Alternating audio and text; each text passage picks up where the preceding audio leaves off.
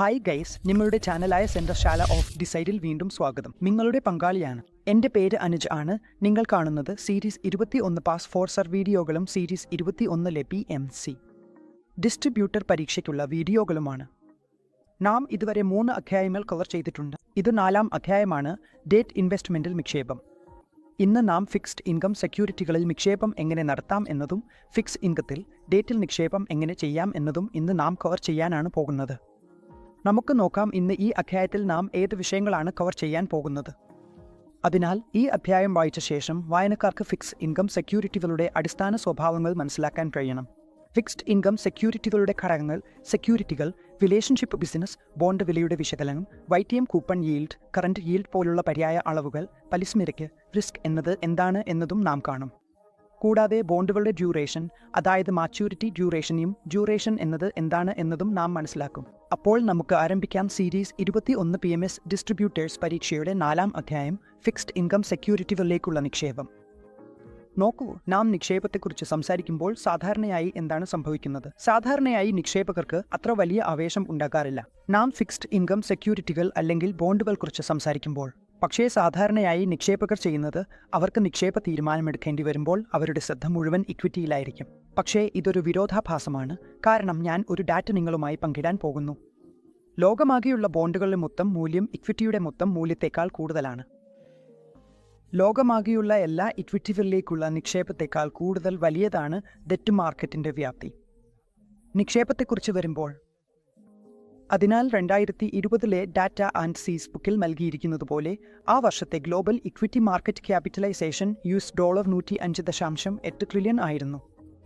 2020 കണക്കനുസരിച്ച് ആഗോള ബോണ്ട് വിപണിയിലെ കുടിശ്ശിക $123.5 ട്രില്യൺ ആയിരുന്നു. അതിനാൽ ഇവിടെ എളുപ്പത്തിൽ കാണാൻ കഴിയുന്നത് ഗ്ലോബൽ ഡെറ്റ് യൂണിവേഴ്സ് എന്നത് ഇക്വിറ്റി യൂണിവേഴ്സിനേക്കാൾ വലുതാണ്. കടം $3.5 ട്രില്യൺ ആയിരുന്നു. ഇക്വിറ്റി മാർക്കറ്റ് മൂലധനം $5.1 ട്രില്യൺ താഴെയാണ്. കാണുന്നത് സർക്കാർ തന്നെയാണ് ബോണ്ട് ഇഷ്യൂ ചെയ്യുന്ന ഏറ്റവും വലിയ ഏക സ്ഥാപനമായിരിക്കുന്നത്. കമ്പനികളും വിവിധ തരത്തിലുള്ള ബോണ്ടുകൾ ഇഷ്യൂ ചെയ്യുന്നു. അതേസമയം സർക്കാരിൻ്റെ ബോണ്ടുകൾ വ്യത്യസ്ത കാലാവധിയിലായും വ്യത്യസ്ത രീതികളിലായും ഉണ്ടാകാം. ഇനി ഈ അധ്യായത്തിൽ നാം വ്യത്യസ്ത തരത്തിലുള്ള ബോണ്ടുകൾ എന്തൊക്കെയാണെന്നും അവയുടെ പ്രത്യേകതകൾ എന്തൊക്കെയാണെന്നും മനസ്സിലാക്കും. പ്രത്യേകിച്ച് ഇന്ത്യയിലെ ഫിക്സ്ഡ് ഇൻകം മാർക്കറ്റിനെ കുറിച്ചാണ്. നമുക്ക് മനസ്സിലാക്കാം ഇന്ത്യയിൽ ഫിക്സ്ഡ് ഇൻകം സെക്യൂരിറ്റികൾ ഇഷ്യൂ ചെയ്യുന്ന ഏത് ഏജൻസികളാണെന്ന്. ഇന്ത്യയിൽ ഫിക്സ്ഡ് ഇൻകം സെക്യൂരിറ്റികൾ ഇഷ്യൂ ചെയ്യുന്നത് കേന്ദ്രവും സംസ്ഥാന സർക്കാരുകളും, പബ്ലിക് ബോഡികൾ, ബാങ്കുകൾ, സ്ഥാപനങ്ങൾ, കോർപ്പറേറ്റ് ബോഡികൾ എന്നിവരാണ്. ഇവരാണ് ഈ ഫിക്സ്ഡ് ഇൻകം സെക്യൂരിറ്റികൾ ഇഷ്യൂ ചെയ്യുന്നത്. ഒരു ടേബിൾ ഉപയോഗിച്ച് നമുക്ക് മനസ്സിലാക്കാം മാർക്കറ്റ് സെഗ്മെന്റും ഇഷ്യൂ ചെയ്യുന്നവരും ആരൊക്കെയാണെന്ന്. ഗവൺമെന്റ് സെക്യൂരിറ്റികൾ. ഇന്ന് ഇന്ത്യയിൽ ട്രേഡ് ചെയ്യുന്ന ഫിക്സ്ഡ് ഇൻകം ഇൻസ്ട്രുമെന്റുകളുടെ തരം ഞാൻ പറയുമ്പോൾ പ്രധാനമായും ഗവൺമെന്റ് സെക്യൂരിറ്റികളാണ്. അതിൽ സെൻട്രൽ ഗവൺമെന്റിന്റെയും സ്റ്റേറ്റ് ഗവൺമെന്റിന്റെയും ബോണ്ടുകൾ ഉൾപ്പെടുന്നു. അതിനുശേഷം പബ്ലിക് സെക്ടറിൽ ചില ബോണ്ടുകൾ ഉണ്ട്. അതിൽ ചില ഗവൺമെന്റ് ഏജൻസികളും സ്ട്രക്ചറൽ ബോഡികളും ഉൾപ്പെടുന്നു. പബ്ലിക് സെക്ടർ അണ്ടർടേക്കിങ്ങുകളും അവിടെയുണ്ട്. അതുപോലെ തന്നെ പ്രൈവറ്റ് സെക്ടറിലെ ബോണ്ടുകൾ, അതായത് പ്രൈവറ്റ് സെക്ടർ ഡെറ്റ് അല്ലെങ്കിൽ പ്രൈവറ്റ് സെക്ടർ ഫിക്സ്ഡ് ഇൻകം സെക്യൂരിറ്റികൾ, ഫിക്സ്ഡ് ഇൻകം ഇൻസ്ട്രുമെന്റുകൾ എന്നൊക്കെ പറയുമ്പോൾ അവിടെ കോർപ്പറേറ്റുകൾ ഉൾപ്പെടുന്നു. അവർ ഡെറ്റ് ഇഷ്യൂ ചെയ്യുകയും ബോണ്ടുകൾ ഇറക്കുകയും ചെയ്യുന്നു. പണം സമാഹരിക്കാൻ ബാങ്കുകളും അവിടെയുണ്ട്. അവിടെയായി ബാങ്കുകളും എങ്ങൊക്കെയോ അവരുടെ ബോണ്ടുകൾ ഇറക്കുന്നു. അവർ ഫിക്സ്ഡ് ഇൻകം ഇൻസ്ട്രുമെന്റുകൾ ഇറക്കുന്നു. അതുപോലെ തന്നെ RB പോലുള്ള ഫിനാൻഷ്യൽ ഇൻസ്റ്റിറ്റ്യൂഷനുകളും. ഇങ്ങനെ തന്നെയാണ് നിങ്ങളുടെ ഫിക്സ്ഡ് ഇൻകം സെക്യൂരിറ്റികളുടെ തരം മാർക്കറ്റ് സെഗ്മെന്റിൽ നിന്ന് ആരാണ് ഇവ ഇറക്കുന്നത് എന്നതിനെ അടിസ്ഥാനമാക്കിയാണ്.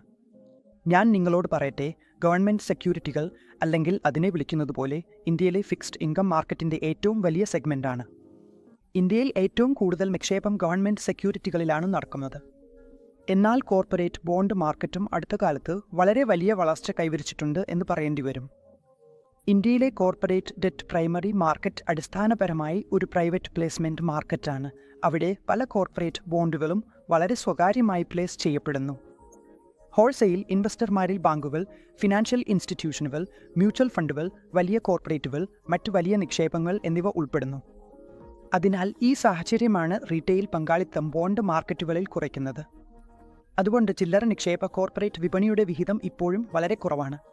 ഞാൻ പറയുകയാണെങ്കിൽ റീറ്റെയിൽ ഇൻവെസ്റ്റർമാരുടെ പങ്ക് ഇപ്പോഴും വളരെ കുറവാണ്.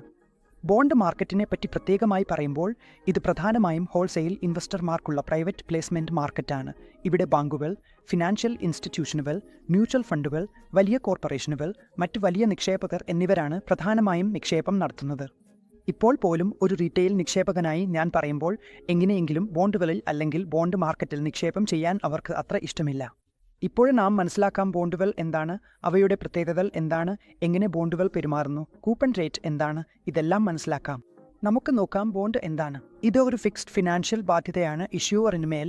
അതിനാൽ അവയെ ഫിക്സ്ഡ് ഇൻകം സെക്യൂരിറ്റികൾ എന്ന് വിളിക്കുന്നു. ഞാൻ ആരെയെങ്കിലും നിന്ന് പണം കടം വാങ്ങിയാൽ അതിനാൽ എനിക്ക് ഒരു നിശ്ചിത ഉത്തരവാദിത്വം ഉണ്ടാകുന്നു. അല്ലെങ്കിൽ ഞാൻ പറയാം, അത് ഒരു നിശ്ചിത സാമ്പത്തിക ബാധ്യതയായി മാറുന്നു. അതായത് ഞാൻ അവന് പലിശയും പ്രിൻസിപ്പലും തിരികെ നൽകണം. ഉദാഹരണത്തിന്, ഞാൻ അവന് 10% പലിശ നൽകുന്നുണ്ടെങ്കിൽ അത് വാർഷികമായോ അർദ്ധവാർഷികമായോ അല്ലെങ്കിൽ മാസത്തിൽ ഒരിക്കൽ ആയാലും എങ്ങനെയായാലും പലിശ നിരക്കുകൾ എന്തായാലും പലിശ പണമടയ്ക്കേണ്ടതുണ്ട്. എന്ത് കാലാവധിയാണോ അതനുസരിച്ച് അതിൻ്റെ പലിശ പണമടയ്ക്കും. ഉദാഹരണത്തിന്, ഞാൻ ക്വാർട്ടർലിയായി പണമടയ്ക്കുകയാണെങ്കിൽ 12% പലിശ ഓരോ ക്വാർട്ടറിലും 3% വീതം പണമടയ്ക്കും. 4ാം ക്വാർട്ടറിൽ ഞാൻ പ്രിൻസിപ്പലും ആ 3%വും ചേർത്ത് പണമടയ്ക്കും. ഇങ്ങനെയാണ് നിങ്ങളുടെ കട ഡെറ്റ് പ്രവർത്തിക്കുന്നത്. ഈ രീതിയിൽ ബോണ്ട് പ്രവർത്തിക്കുന്നത്. ഇനി നമുക്ക് ബോണ്ടിൻ്റെ പ്രത്യേകതകൾ എന്താണെന്ന് മനസ്സിലാക്കാം. ആദ്യം ബോണ്ടിൻ്റെ ഇഷ്യൂവർ, അതായത് ബോണ്ട് ഇറക്കിയവനും പണം സ്വീകരിച്ചവനും ഒരു നിശ്ചിത പലിശത്തുക നൽകും. അതാണ് കൂപ്പൺ എന്ന് പറയുന്നത്. ഈ നിശ്ചിത പലിശത്തുക ആർക്ക് നൽകും? ബോണ്ടിൽ നിക്ഷേപം നടത്തിയ പണം നൽകിയ ഇൻവെസ്റ്റർക്കാണ് ഈ പലിശത്തുക നൽകുന്നത്. ഇത് ബോണ്ടിൽ തന്നെ മുമ്പേ എഴുതിയിരിക്കും. അതായത് കൂപ്പൺ റേറ്റ് എന്ന ഈ നിശ്ചിത പലിശത്തുക മുൻകൂട്ടി തന്നെ നിശ്ചയിച്ചിരിക്കും. ഇത് ഒരിക്കലും മാറ്റാൻ കഴിയില്ല. കൂപ്പൺ റേറ്റ് ബോണ്ടിൻ്റെ കാലാവധിയിലുടനീളം എപ്പോഴും അതേപോലെയാണ് തുടരുന്നത്. ഇത് നമ്മൾ മാറ്റാൻ കഴിയില്ല. മാറ്റാൻ കഴിയില്ലെങ്കിൽ ഏതെങ്കിലും ബോണ്ട് ഏതെങ്കിലും സമ്മതിച്ച വിലയിൽ നിശ്ചിത പലിശത്തുകയിൽ ഇഷ്യൂ ചെയ്തിട്ടുണ്ടെങ്കിൽ ആ കൂപ്പൺ റേറ്റ് മുഴുവൻ കാലാവധിയിലും അതേപോലെയായിരിക്കും. ഇത് ഒരു ചോദ്യം ആയി വരാം. രണ്ടാമത്തേത്, ബോണ്ടിൻ്റെ പ്രത്യേകതകളിൽ ഒന്നാണ് നിശ്ചിത തുക പ്രിൻസിപ്പൽ മെച്യൂരിറ്റി തീയതിയിൽ തിരികെ നൽകുന്നു.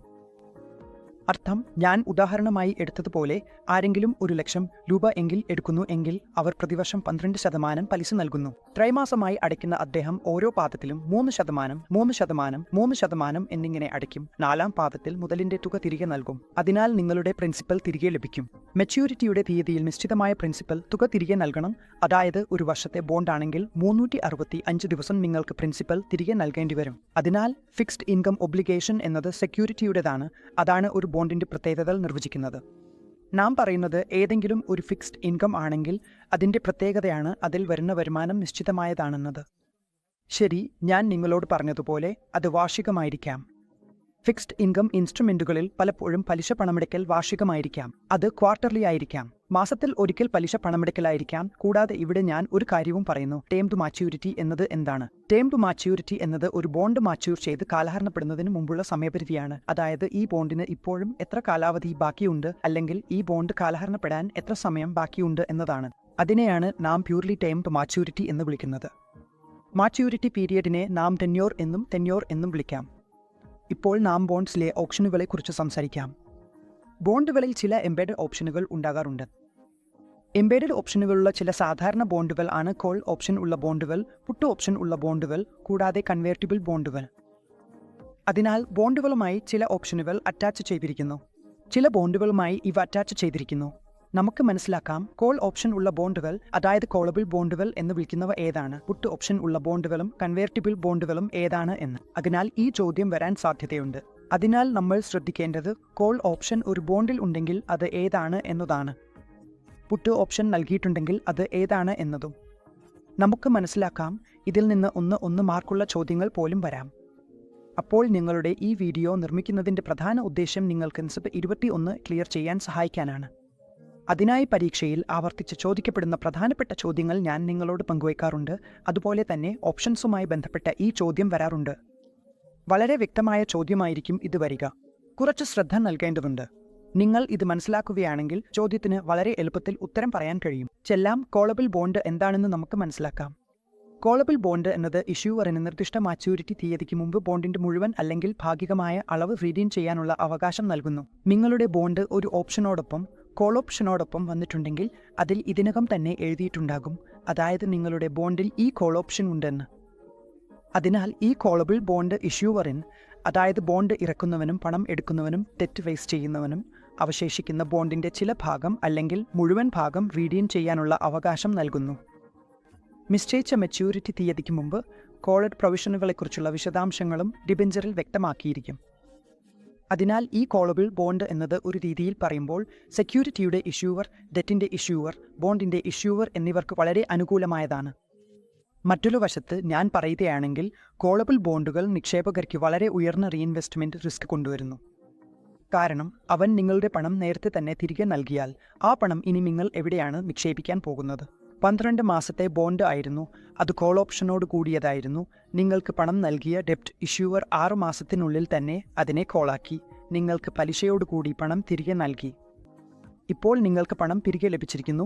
ഒരു നിക്ഷേപകനായി നിങ്ങൾക്ക് വലിയൊരു റീഇൻവെസ്റ്റ്മെന്റ് റിസ്ക് ഉണ്ട്, കാരണം ഇപ്പോൾ നിങ്ങൾക്ക് ആ പണം എവിടെയാണ് വീണ്ടും നിക്ഷേപിക്കാൻ പോകുന്നത് എന്ന് വ്യക്തമല്ല. മറ്റൊരു കാര്യം, 6 മാസം മുമ്പ് ലഭിച്ച പലിശ നിങ്ങൾക്ക് ഇനി ലഭിക്കാതിരിക്കാം. ഇക്കണോമിയിൽ പലിശ നിരക്കുകൾ കുറവായിരിക്കുന്നു. അതിനാൽ ഈ സാഹചര്യത്തിൽ ഒരു നിക്ഷേപകനായി റീഇൻവെസ്റ്റ്മെന്റ് റിസ്ക് കൂടുതലാകുന്നു. നിങ്ങൾ ഒരു കോളബിൾ ബോണ്ടിൽ നിക്ഷേപം ചെയ്യുമ്പോൾ ഇത് സംഭവിക്കുന്നു. ഇപ്പോൾ നാം പുട്ട് പ്രൊവിഷൻസിനെ കുറിച്ച് സംസാരിക്കാം. പുട്ട് പ്രൊവിഷൻ എന്താണ് ചെയ്യുന്നത് എന്ന് നോക്കാം. ബോണ്ട് ഹോൾഡർ, അതായത് നിക്ഷേപം നടത്തിയ വ്യക്തി, ബോണ്ട് കൈവശം വച്ചിരിക്കുന്ന വ്യക്തിക്ക് ബോണ്ട് വിൽക്കാനുള്ള അവകാശം പുട്ട് പ്രൊവിഷൻ നൽകുന്നു. നിശ്ചിതമായ ഒരു തീയതിയിൽ മുൻകൂട്ടി നിശ്ചയിച്ച വിലയ്ക്ക് ബോണ്ട് ഇഷ്യൂയറിന് തിരികെ വിൽക്കാൻ അവർക്ക് സാധിക്കും. അതിനാൽ നിങ്ങളുടെ നിർണയിച്ച വിലയും അതുപോലെ നിശ്ചിത തീയതിയും ഇവ രണ്ടും തന്നെ മുൻകൂട്ടി നിശ്ചയിച്ചിരിക്കും. അപ്പോൾ പുട്ട് പ്രൊവിഷൻ എന്താണ് ചെയ്യുന്നത്? ബോണ്ട് ഹോൾഡർക്ക് താൻ സ്വന്തമായ ബോണ്ട് വീണ്ടും ഇഷ്യൂയറിന് വിൽക്കാനുള്ള അവകാശം നൽകുകയാണ്. ഇത് ഒരു മുൻകൂട്ടി നിശ്ചയിച്ച വിലയിൽ നിശ്ചിത തീയതിയിൽ ബോണ്ട് ഹോൾഡർക്ക് ഈ അവകാശം ഉപയോഗിക്കാം. പോർട്ടബിൾ ബോണ്ടുകൾ ബോണ്ട് ഹോൾഡർമാർക്ക് ഏറെ ഗുണകരമാണ് എന്ന് കാണപ്പെടുന്നു. കാരണം എന്താണ്? ബോണ്ട് ഹോൾഡർക്ക് ഒരു ഉറപ്പുള്ള മുൻകൂട്ടി നിശ്ചയിച്ച വിലയിൽ റിഡംഷൻ തീയതിയിൽ വിൽക്കാനുള്ള ഗ്യാരണ്ടി ലഭിക്കുന്നു. അതിനാൽ നിങ്ങൾക്ക് മുമ്പേ തന്നെ അറിയാം എത്ര പണം നിങ്ങൾക്ക് ഇവിടെ ലഭിക്കാനാണ് പോകുന്നത്. കൂടാതെ വിൽപ്പന വിലയും നിങ്ങൾക്ക് മുൻകൂട്ടി അറിയാം, റിഡംഷൻ തീയതിയും നിങ്ങൾക്ക് മുൻകൂട്ടി അറിയാം. ഈ ബോണ്ട് നിങ്ങൾക്ക് മുൻകൂട്ടി നിശ്ചയിച്ച വിലയിൽ നിശ്ചിത തീയതിയിൽ ബോണ്ട് ഇഷ്യൂവറിന് വിൽക്കാൻ കഴിയും. ഇനി നമുക്ക് കൺവേർട്ടിബിൾ ബോണ്ടുകളെക്കുറിച്ച് സംസാരിക്കാം. ഒന്ന് നോക്കൂ, കൺവേർട്ടിബിൾ ബോണ്ടുകൾ അത് ഒന്നുമല്ല. ഇത് പ്ലെയിൻ വാനില ബ്ലൂ ബോണ്ടിന്റെയും കൂടാതെ ഒരു എംബെഡഡ് ഇക്വിറ്റി കോൾ ഓപ്ഷന്റെയും സംയോജനമാണ്. വീണ്ടും പറയാം, കൺവേർട്ടിബിൾ ബോണ്ടുകൾ ഒരു സംയോജനമാണ്. പ്ലെയിൻ വാനില ബോണ്ടും ഒരു എംബെഡഡ് ഇക്വിറ്റി കോൾ ഓപ്ഷനും ചേർന്നതാണ് ഇത് ബോണ്ട് ഹോൾഡറിന് ഒരു അവകാശം നൽകുന്നു. ബോണ്ട് ഹോൾഡറായ ഇൻവെസ്റ്റർ, അതായത് ആ വ്യക്തി ആ പ്രത്യേക ഡേറ്റ് സെക്യൂരിറ്റിയിലോ ബോണ്ടിലോ പണം നിക്ഷേപിച്ചിട്ടുള്ളവൻ, അവനു കൺവേർട്ടിബിൾ ബോണ്ട് ഓപ്ഷന്റെ അവകാശം ഈ ബോണ്ട് നൽകുന്നു. ഞാൻ പറയുന്നത്, ഈ ബോണ്ട് ആ പ്രത്യേക ഇൻവെസ്റ്ററിന് അവന്റെ ബോണ്ട് എക്സ്ചേഞ്ച് ചെയ്യാനുള്ള അവകാശം നൽകുന്നു. നിശ്ചയിച്ചിരിക്കുന്ന എണ്ണം കോമൺ ഷെയറുകൾക്ക്, അതായത് ആ ബോണ്ട് ഇറക്കിയ കമ്പനിയുടെ ഷെയറുകൾക്ക് വേണ്ടി. അർത്ഥം, ഒരു കമ്പനി ഡെറ്റ് ഇഷ്യൂ ചെയ്യുമ്പോൾ, അതായത് പണം സമാഹരിക്കാൻ ഡെറ്റ് ഇഷ്യൂ ചെയ്യുമ്പോൾ, അവൾ അവരുടെ ഇൻവെസ്റ്റർമാർക്ക് ഒരു കൺവേർട്ടിബിൾ ബോണ്ട് ഓപ്ഷൻ നൽകുന്നു. അപ്പോൾ ആ പ്രത്യേക ഡെറ്റ് ഇൻവെസ്റ്ററിന് അവന്റെ അവകാശം ഉപയോഗിച്ച് അതിനെ എക്സ്ചേഞ്ച് ചെയ്യാനുള്ള അവകാശം ഉണ്ടാകും. ബോണ്ടിന്റെ അവന്റെ അവകാശം ഉപയോഗിച്ച് ആ ബോണ്ട് കമ്പനിക്ക് തിരികെ നൽകാം. അതിന് പകരം നിർദ്ദിഷ്ടമായ സംഖ്യയിലുള്ള കോമൺ ഇക്വിറ്റി ഷെയറുകൾ ലഭിക്കും. അത് അഥവാ കമ്പനി ഇഷ്യൂ ചെയ്യുന്ന ഷെയറുകൾ അവൻ ഏറ്റെടുക്കും. ഇതായിരുന്നു ബോണ്ടുകളെക്കുറിച്ചുള്ള വിശദീകരണം. ഫണ്ടുകളും ബോണ്ടുകളും വ്യത്യസ്ത ഓപ്ഷനുകളോടെ ഉള്ള പ്രത്യേകത. ഇപ്പോൾ നാം ബോണ്ട് സുരക്ഷയുടെ നിർണായക ഘടകങ്ങൾ മനസ്സിലാക്കാം. അതായത് മാർക്കറ്റിൽ ഏത് ബോണ്ടാണ് സുരക്ഷിതം, ഏതാണ് സുരക്ഷിതമല്ലാത്തത് എന്ന് എങ്ങനെ തിരിച്ചറിയാമെന്ന്. ചില റേറ്റിംഗുകൾ ഉണ്ട്, അവ നോക്കി നമുക്ക് ഇത് മനസ്സിലാക്കാൻ കഴിയും. ഇന്ത്യയിൽ ക്രിസിൽ, ഇക്വ എന്നിവയാണ് നമ്മുടെ ബോണ്ടുകൾക്ക് റേറ്റിംഗ് നൽകുന്ന സ്ഥാപനങ്ങൾ. റേറ്റിംഗ് എന്നത് മറ്റൊന്നുമല്ല, അത് വെറും ഡിഫോൾട്ട് റിസ്ക് മാത്രമാണ് സൂചിപ്പിക്കുന്നത്. ക്രെഡിറ്റ് റിസ്ക് എന്നത് ഈ സെക്യൂരിറ്റിയിൽ എത്ര റിസ്ക് ഉണ്ടെന്ന് കാണിക്കുന്നു. ഏറ്റവും ഉയർന്ന നിലവാരമുള്ള പേപ്പറുകൾ, അതായത് അടിസ്ഥാനപരമായി സാമ്പത്തികമായി ശക്തമായ വലിയ കമ്പനികൾക്ക് AAA, AA+ പോലുള്ള റേറ്റിംഗുകൾ ലഭിക്കും. അതുപോലെ തന്നെ ഇന്ത്യയുടെ സർക്കാർ ഏറ്റവും സുരക്ഷിതമെന്ന് കരുതപ്പെടുന്നത് എപ്പോഴും AAA+ റേറ്റിംഗിലാണ് ഉൾപ്പെടുന്നത്. കാരണം സർക്കാർ തന്റെ കടബാധ്യതകളിൽ ഒരിക്കലും ഡിഫോൾട്ട് ചെയ്യില്ലെന്ന് പറയപ്പെടുന്നു. കടബാധ്യതകളിൽ 2 കാര്യങ്ങളാണ് വരുന്നത്: മൂലധനം കൂടാതെ പലിശ പണമടയ്ക്കൽ. അപ്പോൾ നമുക്ക് ബോണ്ടിന്റെ സുരക്ഷ എങ്ങനെ നോക്കാം എന്ന് മനസ്സിലാക്കാം. ഒരു നിക്ഷേപകനായി ബോണ്ടിന്റെ സുരക്ഷ നിങ്ങൾക്ക് എത്രമാത്രം പ്രധാനമാണെന്ന് മനസ്സിലാക്കേണ്ടത് അത്യാവശ്യമാണ്. കാരണം സാമ്പത്തിക വ്യവസ്ഥയിൽ റിസ്ക് ഇല്ലാത്ത ഒരു ഇൻസ്ട്രുമെന്റുമില്ല. എല്ലാ സാമ്പത്തിക ഉൽപ്പന്നങ്ങളിലും റിസ്ക് ഉണ്ട്. എത്ര റിസ്ക് ഉണ്ട്, എവിടെയാണ് റിസ്ക് ഉള്ളത്, ഈ റിസ്ക് എങ്ങനെ കൈകാര്യം ചെയ്യുന്നു എന്നിവ മനസ്സിലാക്കേണ്ടത് നിങ്ങളാണ്. നമുക്ക് ഇത് മനസ്സിലാക്കാം. നോക്കൂ, ദീർഘകാല ഇൻസ്ട്രുമെന്റുകളുടെ റേറ്റിംഗിനെ കുറിച്ചാണ് നമ്മൾ സംസാരിക്കുന്നത്. ഒരു വർഷം മുതൽ റേറ്റിംഗ് ഉള്ളവയിൽ ട്രിപ്പിൾ എ റേറ്റിംഗിനെ കുറിച്ച് ആദ്യം സംസാരിക്കാം. ഈ റേറ്റിംഗുകളെയാണ് പരിഗണിക്കുന്നത്. സുരക്ഷിതത്വത്തിന്റെ ഏറ്റവും ഉയർന്ന നില ഇവയിൽ കാണാം. പ്രത്യേകിച്ച് സാമ്പത്തിക ബാധ്യതകൾ സമയബന്ധിതമായി നിറവേറ്റുന്നതിൽ, കൂടാതെ ഏറ്റവും കുറഞ്ഞ ക്രെഡിറ്റ് റിസ്ക് ഇവയിൽ തന്നെയാണ്. ഞാൻ മുമ്പ് പറഞ്ഞതുപോലെ ട്രിപ്പിൾ എ റേറ്റിംഗ് സാധാരണയായി ഗവൺമെന്റ് സെക്യൂരിറ്റികൾക്കും അതുപോലെ വളരെ വലിയ കമ്പനികൾക്കുമാണ് ലഭിക്കുന്നത്. സാമ്പത്തികമായി അടിസ്ഥാനപരമായി ശക്തമായ കമ്പനികൾ ഡെറ്റ് ഇഷ്യൂ ചെയ്താൽ അവ അവരുടെ ഇൻട്രസ്റ്റ് പ്രിൻസിപ്പൽ പേയ്മെന്റുകളിൽ ഒരിക്കലും ഡിഫോൾട്ട് ചെയ്യില്ലെന്ന് കരുതപ്പെടുന്നു. അപ്പോൾ കാണൂ, ഏറ്റവും കുറഞ്ഞ ക്രെഡിറ്റ് റിസ്ക് ട്രിപ്പിൾ എയിൽ തന്നെയാണ്. അതാണ് ഏറ്റവും കുറഞ്ഞത്. ഏറ്റവും കുറഞ്ഞ ക്രെഡിറ്റ് റിസ്ക് കുറഞ്ഞത് എന്ന വാക്ക്, ഇത് നിങ്ങൾ ഓർമ്മ വെക്കണം ഡബിൾ എയെക്കുറിച്ച് സംസാരിക്കുമ്പോൾ. വീണ്ടും അതേ കാര്യമാണ്. ഫൈനാൻഷ്യൽ ബാധ്യതകളുടെ സമയബന്ധിത സേവനങ്ങളിൽ ഉയർന്ന സുരക്ഷാ നിലയുണ്ട്. എപ്പോഴും ഞാൻ സംസാരിക്കുമ്പോൾ ഫൈനാൻഷ്യൽ ബാധ്യതകളുടെ സമയബന്ധിത സേവനം എന്നത് അർത്ഥം ഒരു ഇഷ്യൂർ തന്റെ സാമ്പത്തിക ബാധ്യതകൾ സമയത്ത് തന്നെ നിറവേറ്റിയിട്ടുണ്ട്. അത് അർത്ഥം പലിശയും പ്രിൻസിപ്പൽ പേയ്മെന്റുകളും. അവൻ അതെല്ലാം സമയത്ത് തന്നെയാണ് നൽകിയിരിക്കുന്നത്. ഏതെങ്കിലും വൈകിപ്പിച്ചിട്ടില്ല. കൂടാതെ ഡബിൾ ഇൻസ്ട്രുമെന്റുകളാണ്. അവയ്ക്ക് കുറഞ്ഞ ക്രെഡിറ്റ് റിസ്ക് ഉണ്ട്. അതിനാൽ ഇവിടെ നാം ഏറ്റവും കുറഞ്ഞത് എന്ന് പറയില്ല. ഡബിൾ എയിലേക്ക് വരുമ്പോൾ നാം കുറഞ്ഞ ക്രെഡിറ്റ് റിസ്കിനെ കുറിച്ചാണ് സംസാരിക്കുന്നത്. ഇപ്പോൾ നാം ഒരു ക്രെഡിറ്റ് റേറ്റിംഗിലേക്ക് വരാം, അതായത് ലോങ് ടേം ഡെറ്റ് ഇൻസ്ട്രുമെന്റിന്റെ റേറ്റിംഗ് എ ആണ്. നമുക്ക് മനസ്സിലാക്കാം അതിൽ എത്ര ക്രെഡിറ്റ് റിസ്ക് ഉണ്ട് എന്ന്.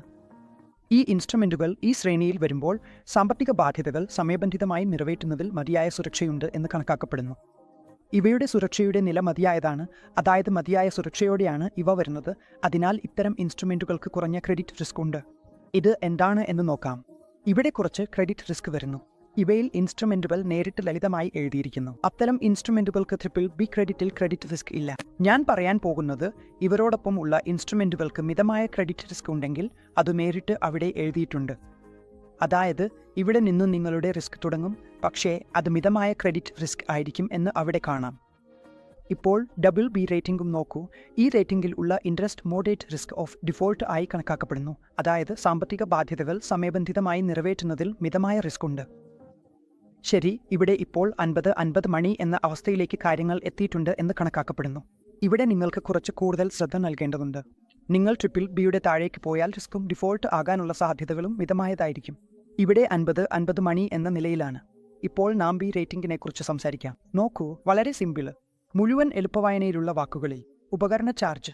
ക്രെഡിറ്റ് റേറ്റിംഗ് കണക്കാക്കുന്നത് സമയബന്ധിതത്തിൽ ഡിഫോൾട്ട് ആകാനുള്ള ഉയർന്ന റിസ്ക് ഉള്ളതായാണ്. ഈ സർവീസുകൾക്ക് റേറ്റിംഗ് ഉണ്ടെങ്കിൽ അതിനെ കണക്കാക്കുന്നത് ഇവിടെ ഡിഫോൾട്ട് ആകാനുള്ള സാധ്യതകൾ ഉയർന്നതാണെന്ന് തന്നെയാണ്. ഇവിടെ ഡിഫോൾട്ടിന്റെ ഉയർന്ന റിസ്ക് ഉണ്ട് എന്നതിന്റെ അർത്ഥം നിങ്ങൾ ബി റേറ്റിംഗ് ഉള്ള ആ ഡെറ്റ് സെക്യൂരിറ്റിയിൽ പണം നിക്ഷേപിച്ചാൽ അവിടെ നിങ്ങളുടെ പണത്തിന് ഡിഫോൾട്ട് ആകാനുള്ള ഉയർന്ന സാധ്യതകൾ ഉണ്ടെന്നതാണ്. സി റേറ്റിംഗ് ഉള്ള ഈ സെക്യൂരിറ്റിയിൽ വളരെ ഉയർന്ന റിസ്ക് ഉണ്ടായിരുന്നു. ഇവിടെ വളരെ ഉയർന്ന ഡിഫോൾട്ട് റിസ്ക് ഉണ്ടായി. ബി റേറ്റിംഗിൽ നിങ്ങൾക്ക് ഉയർന്ന റിസ്ക് ഉണ്ടായിരുന്നു, എന്നാൽ ഇവിടെ വളരെ ഉയർന്ന ഡിഫോൾട്ട് റിസ്ക് ആയി. ഡി റേറ്റിംഗിൽ എങ്കിൽ ഉടൻ തന്നെ ഡിഫോൾട്ട് ആകുമെന്ന് പ്രതീക്ഷിക്കപ്പെടുന്നു. ഡി ക്രെഡിറ്റിന്റെ അർത്ഥം ഡിഫോൾട്ട് ഉടൻ സംഭവിക്കാനാണ്. ഭാവിയിൽ വളരെ വേഗത്തിൽ ഇത് സംഭവിക്കാനാണ് സാധ്യത. ഇവിടെ ഞാൻ ഒരു കാര്യം കൂടി പറയാൻ ആഗ്രഹിക്കുന്നു. ജങ്ക് ബോണ്ടുകൾ എന്നത് ക്രെഡിറ്റ് റേറ്റിംഗിൽ താഴേക്ക് പോകുമ്പോൾ ആണ്. നിങ്ങൾ ക്രെഡിറ്റ് റേറ്റിംഗിൽ താഴേക്ക് പോകുമ്പോൾ നിങ്ങളുടെ യീൽഡ് കൂടിക്കുകയാണ്. കാരണം അതിനെ നാം ജങ്ക് ബോണ്ട്സ് എന്ന് വിളിക്കുന്നു. നിങ്ങൾ ക്രെഡിറ്റ് റേറ്റിംഗിൽ താഴേക്ക് പോകുമ്പോൾ B, triple B, double B ഇവയൊക്കെയും ജങ്ക് ബോണ്ടുകളാണ്. ഇവ നിങ്ങളുടെ ഇൻവെസ്റ്റർമാർക്ക് കൂടുതൽ പലിശ നൽകും. പക്ഷേ ഈ കമ്പനികൾ മോഡറേറ്റ് റിസ്ക് ആൻഡ് ഡിഫോൾട്ട് സ്റ്റേജിലോ അല്ലെങ്കിൽ വളരെ ഉയർന്ന ഡിഫോൾട്ട് റിസ്കിലോ കാണപ്പെടും. അതുകൊണ്ട് അത്തരമൊരു നിക്ഷേപകൻ കടത്തിൽ ഒരു റിസ്ക്കും ഇല്ലെന്ന് പറയാനില്ല. നിങ്ങൾ റേറ്റിംഗുകളിൽ താഴേക്ക് പോകുന്നുവെങ്കിൽ, കൂടുതൽ റിട്ടേൺ നേടാൻ ശ്രമിക്കുന്നുവെങ്കിൽ അതനുസരിച്ച് കൂടുതൽ റിസ്ക് എടുക്കേണ്ടി വരും. ചാപ്റ്റർ 1-ൽ നാം റിസ്ക് റിട്ടേൺ സിനാരിയോ പഠിച്ചിരുന്നു. റിസ്ക് കൂടുതലായാൽ റിട്ടേൺ കൂടും. അതാണ് ഇവിടെയും സംഭവിക്കുന്നത്. നിങ്ങൾ റേറ്റിംഗുകളിൽ താഴേക്ക് പോകുമ്പോൾ നിങ്ങളുടെ റിട്ടേൺസിന്റെ സാധ്യതകൾ കൂടുന്നു, പക്ഷേ ഡിഫോൾട്ട് ചെയ്യാനുള്ള സാധ്യതകളും കൂടുന്നു. ഇപ്പോൾ നാം ബോണ്ട് പ്രൈസിങ്ങിനെ കുറിച്ച് സംസാരിക്കാം. കാണൂ, ബോണ്ട് പ്രൈസ് എന്നത് ഒന്നുമല്ല. ബോണ്ടിന്റെ പ്രൈസ് എന്നത് ബോണ്ടിന് ഭാവിയിൽ ലഭിക്കുന്ന എല്ലാ കാഷ് ഫ്ലോകളുടെയും ഇന്നത്തെ പ്രസന്റ് വാല്യൂവിന്റെ മൊത്തം ആകുന്നു. അതായത് ബോണ്ടിന് ഭാവിയിൽ ലഭിക്കുന്ന എല്ലാ കാഷ് ഫ്ലോകളുടെയും ഇന്നത്തെ പ്രസന്റ് വാല്യൂ കണക്കാക്കുമ്പോൾ കിട്ടുന്ന ആകെ തുകയാണ് ബോണ്ടിന്റെ പ്രൈസ്. അതിനാൽ ഇത് വളരെ ലളിതവും നേരിട്ടുമാണ്. നിങ്ങൾക്ക് ഭാവിയിലെ കാഷ് ഫ്ലോകളും എം, യീൽഡ് ടു മാച്യൂരിറ്റിയും നൽകിയിട്ടുണ്ടെങ്കിൽ ആ കാഷ് ഫ്ലോകൾ എം ഉപയോഗിച്ച് ഡിസ്കൗണ്ട് ചെയ്യാം. എല്ലാ ഭാവി കാഷ് ഫ്ലോകളെയും ഡിസ്കൗണ്ട് ചെയ്ത് അവയെല്ലാം കൂട്ടിച്ചേർത്താൽ അതാണ് ബോണ്ടിന്റെ പ്രൈസ്. ഇത് വളരെ ലളിതമായ ഒരു ചോദ്യമാണ്. 100% ഇത് വരും. ഇതിൽ നിങ്ങൾക്ക് പിഴവ് വരുത്. ലളിതമായ നിർവചനം നോക്കൂ. ബോണ്ടിന്റെ വില എന്നത് ഭാവിയിലെ കാഷ് ഫ്ലോകളുടെ പ്രസന്റ് വാല്യൂയുടെ മൊത്തം ആകുന്നു.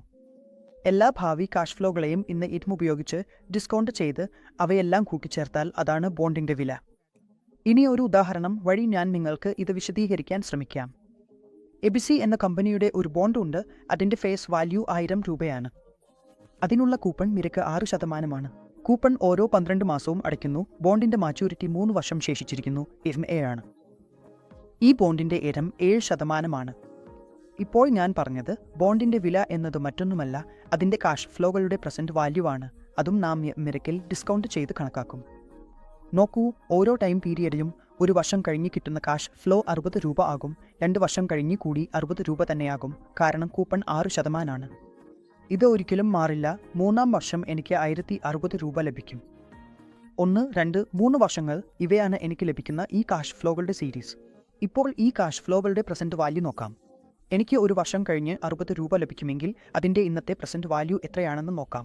അതെന്താണ്? ഞാൻ അതേമൽ നിന്ന് കിഴിവ് നൽകും. അങ്ങനെ ഞാൻ ഏതും ഉപയോഗിച്ച് ഡിസ്കൗണ്ട് ചെയ്താൽ എനിക്ക് ഇന്ന് 56 രൂപ ലഭിക്കും. എനിക്ക് 2 വർഷം കഴിഞ്ഞ് 60 രൂപ കാഷ് ഫ്ലോ ലഭിക്കുന്നുവെങ്കിൽ അതിന്റെ ഇന്നത്തെ മൂല്യം 52 രൂപ ആണ്. അതുപോലെ 3 വർഷം കഴിഞ്ഞ് ലഭിക്കുന്ന 1060 രൂപന്റെ ഇന്നത്തെ മൂല്യവും നോക്കാം. ഇത് ഇന്നത്തെ പ്രസന്റ് വാല്യൂ കണക്കാക്കുമ്പോൾ അത് 865 രൂപ ആണ്. ഈ എല്ലാ കാഷ് ഫ്ലോകളുടെ പ്രസന്റ് വാല്യൂവിന്റെ മൊത്തം കൂട്ടം 973 രൂപ ആണ്. ഇതാണ് എന്റെ നിലവിലെ ബോണ്ട് വില. നൽകിയിരിക്കുന്ന ഏമൽ ഇത് ചോദിച്ചാൽ നമ്മൾ ഭയപ്പെടേണ്ടതില്ല. ഇതേ രീതിയിൽ ഈ ചോദ്യം നമ്മൾ ചെയ്യാൻ പഠിക്കണം. ഇപ്പോൾ ചില ബോണ്ട് ഈൽഡ് മീഷറുകൾ ഉണ്ട്. നമുക്ക് ബോണ്ട് ഈൽഡ് മീഷറുകൾ എന്താണെന്ന് മനസ്സിലാക്കാം. ആദ്യം കൂപ്പൺ ഈൽഡിനെ കുറിച്ച് സംസാരിക്കാം. കൂപ്പൺ അവസാനം എന്താണ് ഇത്? കൂപ്പൺ പേയ്മെന്റ് ആണ്. ഫേസ് വാല്യൂയുടെ ശതമാനം. സിമ്പിളായി ഒരു ചോദ്യം വന്നാൽ കൂപ്പൺ ഈൽഡ് കണക്കാക്കാൻ നിങ്ങൾ കൂപ്പൺ പേയ്മെന്റ് ഫേസ് വാല്യൂയിൽ ഗുണിക്കണം. ഓർമ്മ വയ്ക്കൂ, ഫോർമുല കൂപ്പൺ പേയ്മെന്റ് ഫേസ് വാല്യൂയിൽ ഗുണിക്കണം എന്നതാണ്. ചോദ്യം നോക്കൂ, കൂപ്പൺ 8 രൂപയാണ്. ഫേസ് വാല്യൂ 100 രൂപ ആണ്. മാർക്കറ്റ് വാല്യൂ 103 ആണ്. കൂപ്പൺ ഈൽഡ് കണക്കാക്കാൻ ഫേസ് വാല്യൂയിൽ കൂപ്പൺ ഡിവൈഡ് ചെയ്യണം. അതായത് 8 രൂപ ഡിവൈഡ് ചെയ്ത് 100. അതിനാൽ 8% ആണ് ഉത്തരം. ഒരു ബോണ്ടിന്റെ നിലവിലെ ഈൽഡ് കണക്കാക്കാൻ നിങ്ങളോട് ആവശ്യപ്പെട്ടാൽ ഡിനോമിനേറ്ററിൽ നിങ്ങളുടെ മാർക്കറ്റ് മൂല്യം കുറയുകയും ഇപ്പോൾ 8.2403 ആയി കുറയുകയും ചെയ്യും. അങ്ങനെ അത് 8% ആകും.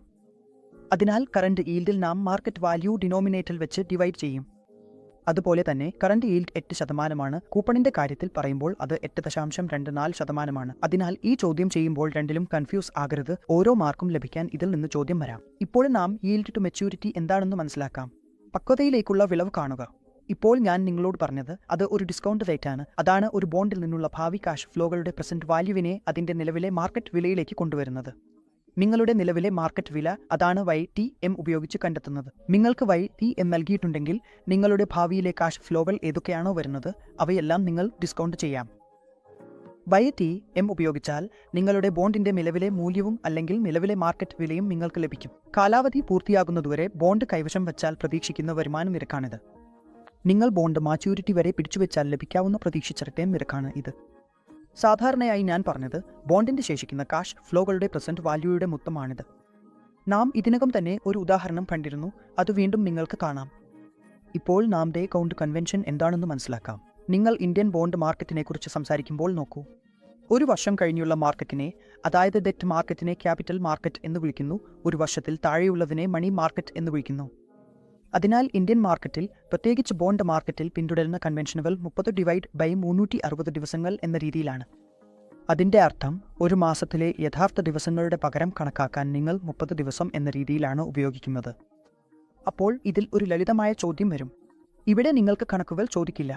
നിങ്ങളോട് ചോദിക്കാൻ സാധ്യതയുള്ളത് ഇന്ത്യൻ മാർക്കറ്റ് ബോണ്ടിൽ ഏത് കൺവെൻഷൻ ആണ് പിന്തുടരുന്നത് എന്നതാണ്. അതായത് 30/360 ആണ്. എന്നാൽ മണി മാർക്കറ്റിൽ യഥാർത്ഥ ദിവസങ്ങൾ /360 എന്നതാണ്. അപ്പോൾ മണി മാർക്കറ്റിലെ ഇൻസ്ട്രുമെന്റുകൾ, ഉദാഹരണത്തിന് ട്രഷറി ബില്ലുകളും മറ്റ് മണി മാർക്കറ്റ് ഇൻസ്ട്രുമെന്റുകളും CP എന്നിവയുടെ മെച്യൂരിറ്റി 1 വർഷത്തിൽ കുറവാണെങ്കിൽ അവയുടെ കാര്യത്തിൽ യഥാർത്ഥ ദിവസങ്ങൾ 365 വിഭജിക്കണം.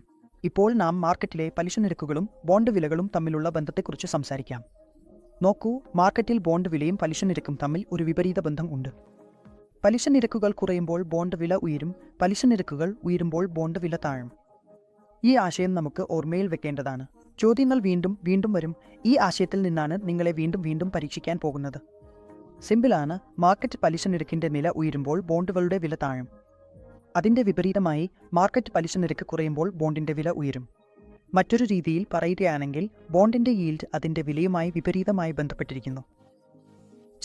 നമുക്ക് ഈൽഡ് ടു മെച്യൂരിറ്റിയുടെയും കൂപ്പൺ റേറ്റിൻ്റെയും ബന്ധം മനസ്സിലാക്കാം. ഈ 3 കാര്യങ്ങളും നിങ്ങൾ ശ്രദ്ധിക്കേണ്ടതാണ്. മാർക്കറ്റ് വില ബോണ്ടിൻ്റെ ഫേസ് വാല്യൂവിനേക്കാൾ കുറവായിരിക്കുമ്പോൾ അപ്പോൾ ബോണ്ട് ഡിസ്കൗണ്ടിൽ വിറ്റഴിക്കപ്പെടുന്നു. അർത്ഥം ബോണ്ടിൻ്റെ മാർക്കറ്റ് വില അതിൻ്റെ ഫേസ് വാല്യൂവിനേക്കാൾ കുറവായിരിക്കുമ്പോൾ.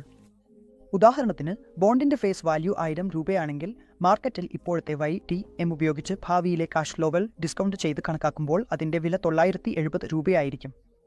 ഇത് അർത്ഥമാക്കുന്നത് ബോണ്ട് ഡിസ്കൗണ്ടിൽ വിറ്റഴിക്കപ്പെടുന്നു, കൂടാതെ നിങ്ങളുടെ YTM കൂപ്പൺ ഈൽഡിനേക്കാൾ കൂടുതലാണ്. YTM കൂപ്പൺ ഈൽഡിനേക്കാൾ കൂടുതലായിരിക്കുമ്പോഴാണ് നിങ്ങളുടെ ബോണ്ടിൻ്റെ വില ഫേസ് വാല്യൂവിനേക്കാൾ താഴെയായി കണക്കാക്കപ്പെടുന്നത്.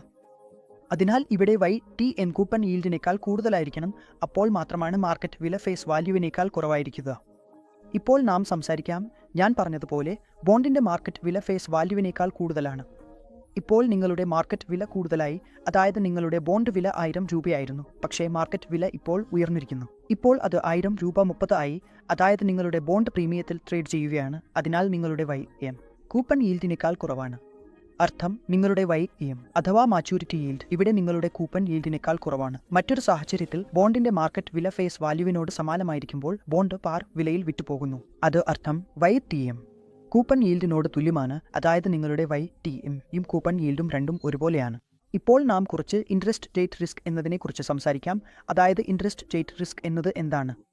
ഇത് നിർവചിക്കുന്നത് മാർക്കറ്റിലോ സമ്പദ്വ്യവസ്ഥയിലോ ഇൻട്രസ്റ്റ് റേറ്റുകളിൽ ഉണ്ടാകുന്ന മാറ്റങ്ങളാലാണ്. എപ്പോഴെങ്കിലും ഇൻഫ്ലേഷൻ ഉയരുകയോ താഴെയാകുകയോ ചെയ്താൽ RBIക്ക് ഇൻട്രസ്റ്റ് റേറ്റുകളിൽ എന്തെങ്കിലും മാറ്റങ്ങൾ വരുത്തേണ്ടി വരും. ഇത് എങ്ങനെ നിലവിലുള്ള ഡെറ്റ് ഇൻവെസ്റ്റർമാരെയും ബോണ്ട് ഹോൾഡർമാരെയും ബാധിക്കുന്നു എന്നതിനെക്കുറിച്ചാണ് ഇനി പറയുന്നത്. നമുക്ക് മനസ്സിലാക്കാം എന്താണ് സംഭവിക്കുന്നത്. നോക്കൂ, ഇൻട്രസ്റ്റ് റേറ്റ് കുറയുമ്പോൾ ബോണ്ടിന്റെ വില ഉയരും. സാധാരണമായ ഒരു കാര്യമാണ്. ഇന്ന് ഞാൻ നിങ്ങളെ വളരെ ക്രിസ്റ്റൽ ക്ലിയർ ഉദാഹരണത്തിലൂടെ ഇത് മനസ്സിലാക്കാൻ സഹായിക്കും.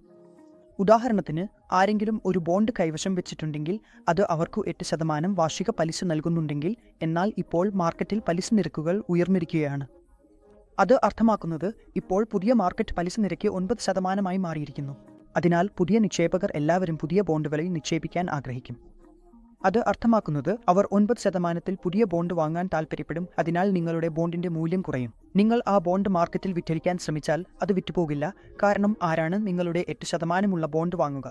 മാർക്കറ്റിൽ പുതിയ ബോണ്ട് 9% ലഭ്യമായിരിക്കുമ്പോൾ. അതിനാൽ എന്ത് സംഭവിക്കും എന്നാൽ നിങ്ങളുടെ ബോണ്ടിന്റെ മൂല്യം കുറയും. നിങ്ങൾ അതിനെ 1000 രൂപയ്ക്ക് വിറ്റാൽ ആരും വാങ്ങില്ല. പക്ഷേ നിങ്ങൾ അതിനെ 970, 980 അല്ലെങ്കിൽ 990 രൂപയ്ക്ക് നൽകാമെന്ന് പറഞ്ഞാൽ വാങ്ങാൻ സാധ്യതയുണ്ട്. കുറച്ച് ഡിസ്കൗണ്ടിൽ നിങ്ങളുടെ ബോണ്ട് ട്രേഡ് ചെയ്താൽ നിങ്ങളുടെ ഇൻവെസ്റ്റർ അവിടെ നിക്ഷേപം ചെയ്യാൻ സാധ്യതയുണ്ട്. അതിനാൽ ഇൻട്രസ്റ്റ് റേറ്റ് ഉയർന്നതോടെ തന്നെ നിങ്ങളുടെ ബോണ്ടിന്റെ വില ഉടൻ തന്നെ ഡിസ്കൗണ്ടിലേക്ക് പോകും. അതുപോലെ തന്നെ ഇൻട്രസ്റ്റ് റേറ്റ് കുറയുമ്പോൾ, ഫോർ എക്സാമ്പിൾ, നിങ്ങളുടെ ബോണ്ട് 8%, പക്ഷേ പുതിയ ബോണ്ടുകൾ 7% ഇറങ്ങുന്നു. നിങ്ങളുടെ ബോണ്ടിന്റെ മൂല്യം ഉയർന്നിരിക്കുന്നു. മാർക്കറ്റിൽ നിന്ന് വാങ്ങുന്ന ഏതെങ്കിലും ഇൻവെസ്റ്റർക്ക് 7% മാത്രമേ ലഭിക്കൂ. പക്ഷേ അവൻ നിങ്ങളുടെ അടുത്ത് വന്ന് 8% ബോണ്ട് ചോദിച്ചാൽ നിങ്ങൾ ഒരു സ്മാർട്ട് ഇൻവെസ്റ്റർ ആയതിനാൽ നിങ്ങൾ അതിനെ ഒരു പ്രീമിയത്തിൽ തന്നെയാകും നൽകുക. നിങ്ങൾ അതിനെ 1000 രൂപയ്ക്ക് നൽകില്ല. നിങ്ങൾക്ക് അത് 1030 രൂപയ്ക്ക് നൽകാൻ ഇഷ്ടമാകും. ഇതാണ് ഈ കണക്കുകൂട്ടൽ പ്രവർത്തിക്കുന്ന വിധം. ഞാൻ നിങ്ങൾക്ക് ഉദാഹരണമായി ഈ കണക്കുകൾ പറഞ്ഞത്. മാർക്കറ്റിലെ പലിശ നിരക്ക് കുറയുമ്പോൾ നിങ്ങളുടെ ബോണ്ടിന്റെ മൂല്യം ഉയരും. മാർക്കറ്റിലെ പലിശ നിരക്ക് ഉയരുമ്പോൾ നിങ്ങളുടെ ബോണ്ടിന്റെ മൂല്യം കുറയും എന്നതാണ്. ഇപ്പോൾ നാം മാച്യൂരിറ്റി ഡ്യൂറേഷൻ നോക്കാം. ഡ്യൂറേഷൻ കണക്കാക്കുന്നത് വളരെ പ്രധാനപ്പെട്ടതാണ്. ബോണ്ടുകളിൽ നിക്ഷേപം ചെയ്യുന്ന എല്ലാ ഇൻവെസ്റ്റർമാർക്കും ബോണ്ടിന്റെ ഡ്യൂറേഷനിൽ വളരെ അധികം താൽപ്പര്യമുണ്ട്. അവർക്ക് കാണേണ്ടത് ബോണ്ടിന്റെ ഡ്യൂറേഷൻ എത്ര ബാക്കിയുണ്ട് എന്നതാണ്. അതും മാച്യൂരിറ്റി ഡ്യൂറേഷൻ നമുക്ക് വളരെ വ്യക്തമായി കാണിച്ചു തരുന്നു. മാച്യൂരിറ്റി ഡ്യൂറേഷൻ എന്താണ്? ഞാൻ നിങ്ങളോട് പറയട്ടെ, ഇത് ബോണ്ടിന്റെ ഡ്യൂറേഷൻ കണക്കാക്കാനുള്ള ഒരു റിഫൈൻഡ് രീതിയാണ്. നിങ്ങൾക്ക് കണക്കാക്കേണ്ടതാണെങ്കിൽ മാച്യൂരിറ്റി ഡ്യൂറേഷനേക്കാൾ നല്ലൊരു മാർഗം ഇല്ല. ഇത് എന്താണ് ചെയ്യുന്നത് എങ്കിൽ ബോണ്ടിന്റെ കാഷ് ഫ്ലോയും ബോണ്ട് വിലയും പരിഗണിച്ച് ഡ്യൂറേഷൻ കണക്കാക്കുന്നു. നിങ്ങളുടെ എല്ലാ ബോണ്ടുകളും, ലഭിക്കുന്ന എല്ലാ കാഷ് ഫ്ലോകളും, ബോണ്ടിന്റെ വിലയും ഇവ രണ്ടും കൂടി കണക്കിൽ ഉൾപ്പെടുത്തിയാണ് ഇത് കണക്കാക്കുന്നത്.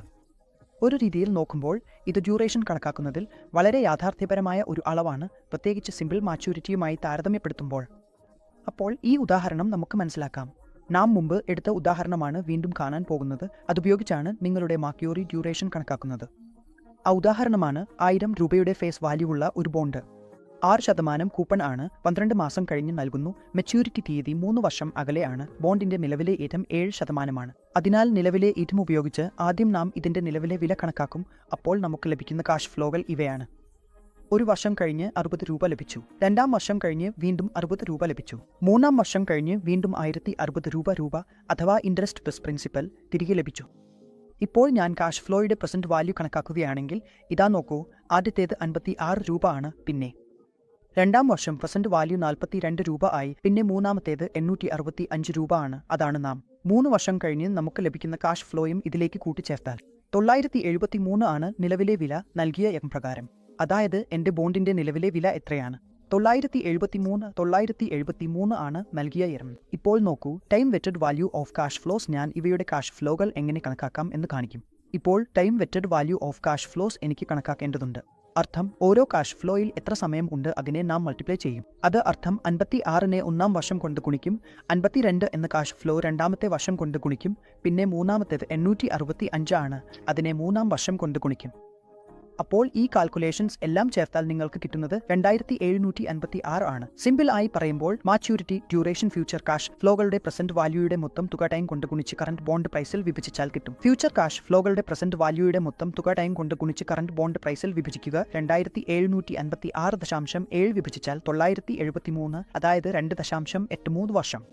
ഇപ്പോൾ ഈ ബോണ്ടിന്റെ മാച്യൂരിറ്റി ഡ്യൂറേഷൻ 2.83 വർഷമാണ്. അതായത് ഈ ബോണ്ടിൽ നിങ്ങൾ ചെയ്ത ഇൻവെസ്റ്റ്മെന്റ് തിരികെ ലഭിക്കാൻ വേണ്ടിയുള്ള മുഴുവൻ സമയം 2.83 വർഷമാണ്. ഇപ്പോൾ ഞാൻ മാച്യൂരിറ്റി ഡ്യൂറേഷന്റെ ഫീച്ചറുകൾ നിങ്ങളോട് വിശദീകരിക്കാം. മാച്യൂരിറ്റി ഡ്യൂറേഷൻ എന്നത് ബോണ്ടിന്റെ ചെലവ് മുഴുവനായി തിരികെ ലഭിക്കാൻ എടുക്കുന്ന മൊത്തം സമയത്തെ സൂചിപ്പിക്കുന്നു.